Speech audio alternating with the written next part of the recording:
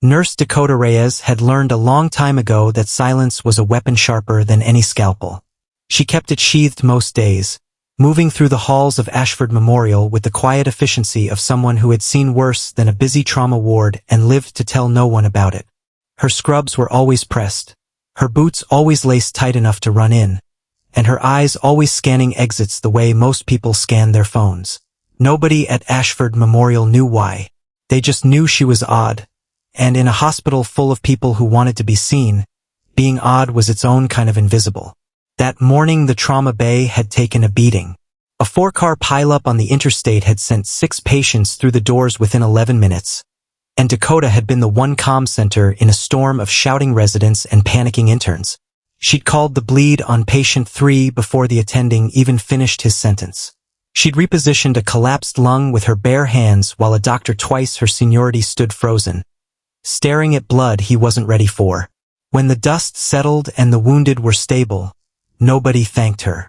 Dr. Preston Vale, the golden boy of thoracic surgery, took the credit in the hallway debrief, describing his quick thinking to a cluster of nodding administrators while Dakota restocked crash carts in silence.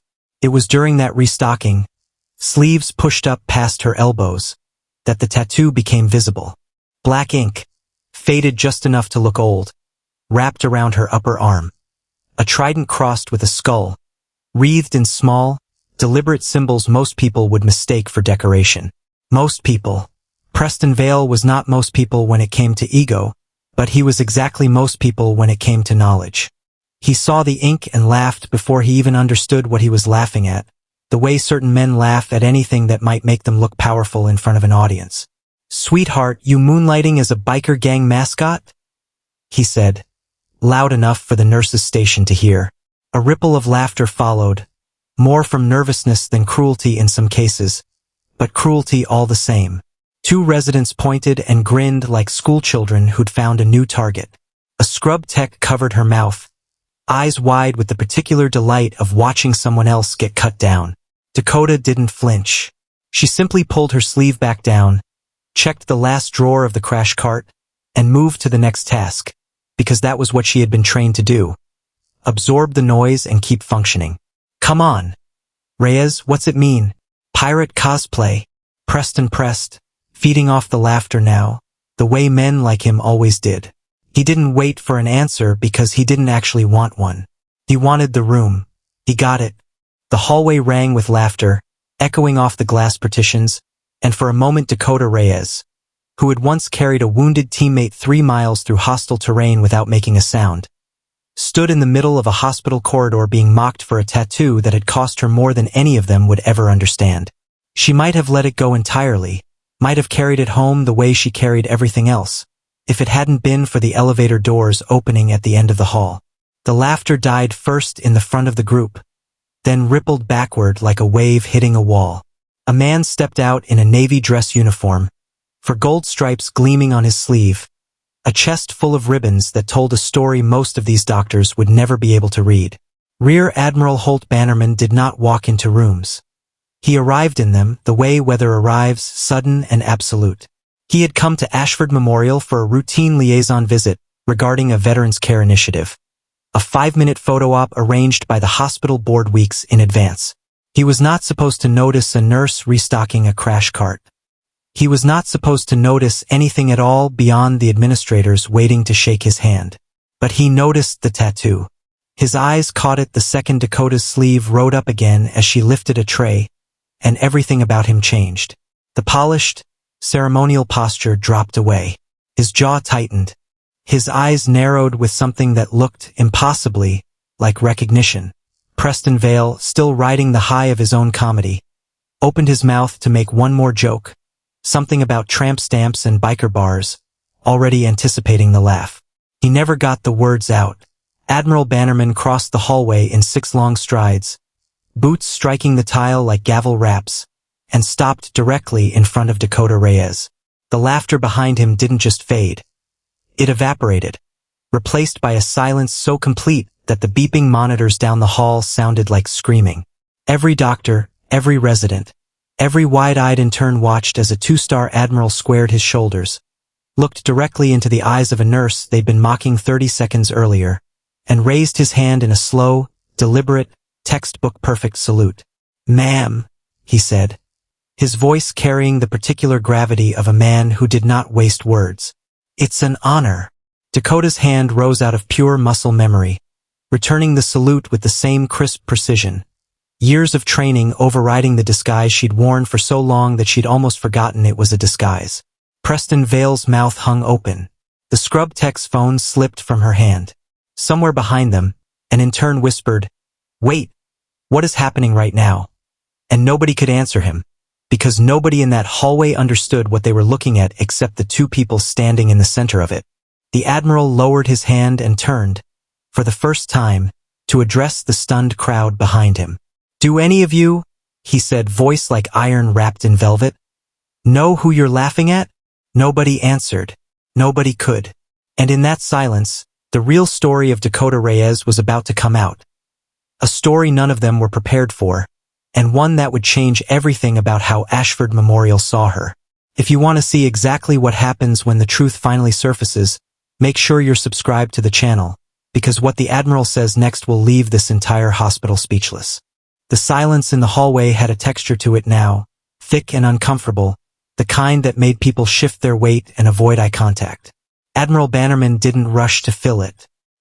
He let it sit, let the doctors and nurses marinate in their own confusion, before he finally spoke again.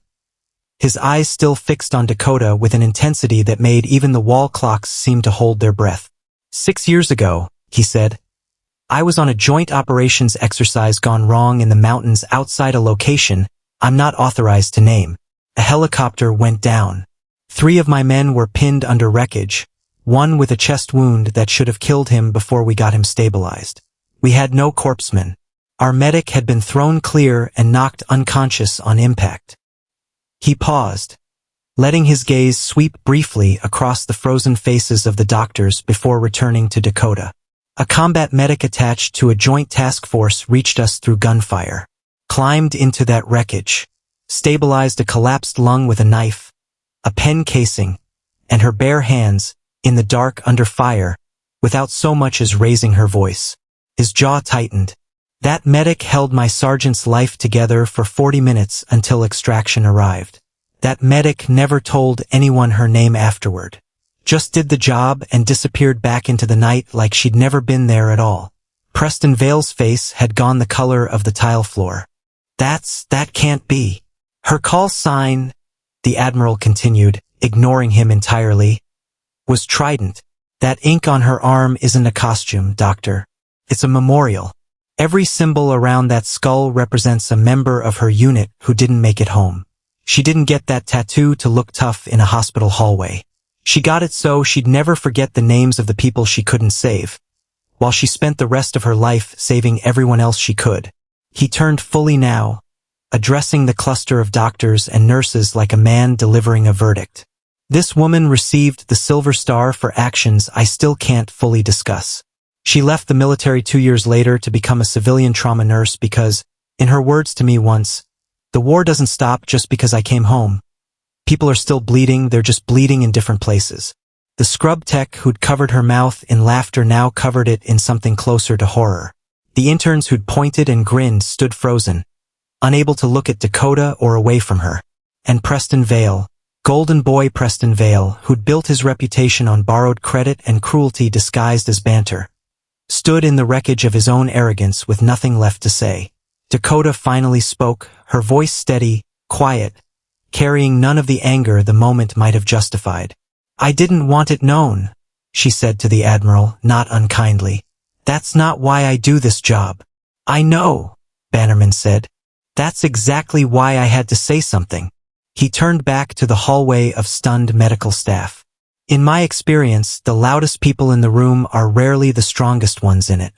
Remember that the next time you decide someone's ink, or their silence, or their scars are something to laugh about. He looked once more at Dakota, something like pride softening the hard lines of his face. Lieutenant Reyes saved men on my team who are alive today, watching their kids grow up, because she refused to let the darkness win. If Ashford Memorial doesn't understand what kind of nurse it has walking these halls, That's Ashford Memorial's failure, not hers. The hospital administrator who'd arranged the visit came hurrying down the hall at that moment, oblivious to what had just unfolded, ready with a rehearsed introduction and a handshake for the cameras. He found instead a hallway full of silent, shaken staff and an admiral standing at attention in front of a nurse he clearly regarded as something close to a legend. It didn't take him long to piece together enough of the story to understand that whatever had just happened here mattered far more than his photo op. In the weeks that followed, word spread through Ashford Memorial the way truth always does once it's finally let loose. Quietly at first, then everywhere at once. Preston Vale requested a transfer to another floor within the month. Unable to meet Dakota's eyes in the hallways he'd once ruled with easy cruelty. The interns who'd pointed and laughed became the first to volunteer whenever she needed a hand in the trauma bay, eager now for the chance to learn from someone they finally understood. The hospital board, moved by Admiral Bannerman's account, established an annual commendation in Dakota's name for staff who exemplified quiet, uncelebrated excellence, the kind of heroism that never asks for applause. Dakota herself changed very little on the surface. She still wore her sleeves down most days. She still moved through the wards with the same quiet economy of motion, the same watchful eyes. But something had shifted in the way people looked at her now. Not with pity, not with mockery, but with the kind of respect that has to be earned in blood and silence before it means anything at all. The tattoo stayed exactly where it was, a private memorial that had become, against her wishes, a very public reminder that heroes rarely announce themselves.